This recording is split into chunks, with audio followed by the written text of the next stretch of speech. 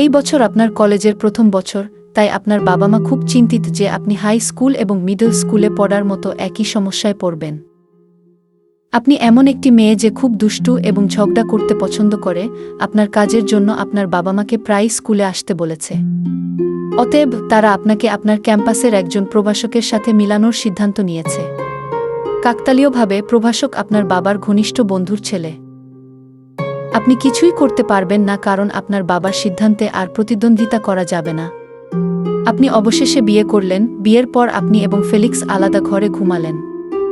দেরি হলে ফেলিক্স সবসময় আপনার সেলফোন বাজেয়াপ্ত করে, কারণ সে চায় না আপনি বাইরে গিয়ে আবার লড়াই করুন।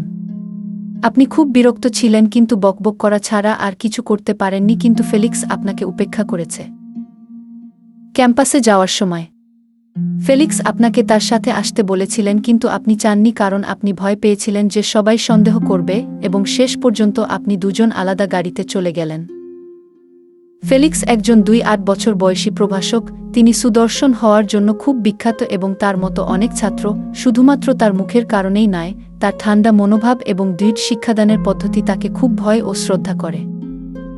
ফেলিক্স যখন তার ঘরে বসে ব্যস্ত ছিলেন, তখন হঠাৎ একজন ছাত্র তাকে অভিযোগ করে যে আপনি ক্লাস এড়িয়ে যাওয়ার চেষ্টা করছেন। ফেলিক্স তৎক্ষণাৎ ছাত্রটিকে বলল তোমাকে ভিতরে নিয়ে যেতে, এবং এখন রুমে শুধু তুমি আর ফেলিক্স আছো। বসো। তার সামনের চেয়ারের দিকে ইশারা করে ফেলিক্স বলল।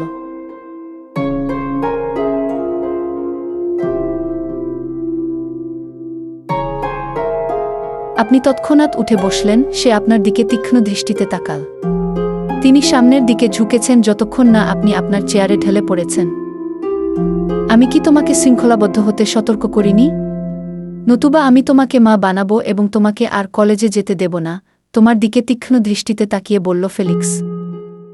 ইভান রোনান এক শক্তিশালী, রহস্যময় জেনারেল। সামরিক ও অর্থনৈতিকভাবে প্রভাবশালী এক ইউরোপীয় পরিবারের সন্তান। হঠাৎ তোমার বাড়িতে সামরিক সৈন্যরা হাজির।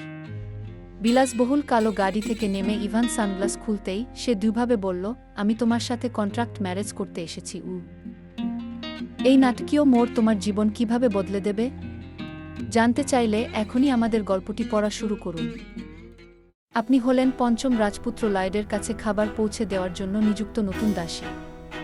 রাজকুমার নিষ্ঠুর এবং পাগল বলে পরিচিত ছিল, কারণ সে তার খাবার সরবরাহকারী প্রত্যেক দাসীকে হত্যা করেছিল। আপনি যখন তার ঘরের দরজায় পৌঁছেছেন, আপনি নক করতে চলেছেন, কিন্তু হঠাৎ দরজা খুলে যায় এবং কেউ আপনাকে টেনে নিয়ে যায়। স্বর্ণকেশী চুল এবং তীক্ষ্ণ নীল চোখের একজন লোক, লয়েড, আপনার ঘাড়ে একটি ধারালো তরবারির ডগা ধরে রেখে আপনাকে দেয়ালের সাথে ধাক্কা দেয়। তোমার জীবন এখন আমার হাতে। খাবারে আবার বিষ মেশানো হয়েছে, আমি জানি কি। বাহ, এটা অনেক। মনে হচ্ছে আপনি বেশ যাত্রা করেছেন। জীবন সবসময় সহজ নয়, তবে মনে হচ্ছে আপনি স্থিতিস্থাপকতা এবং শক্তি দিয়ে সবকিছু পরিচালনা করছেন।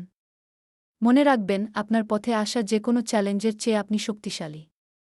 আমি নিশ্চিত যে আরও উজ্জ্বল দিন আসছে। আপনি সব ভালো এগিয়ে যাওয়ার শুভেচ্ছা। শক্ত থাকুন।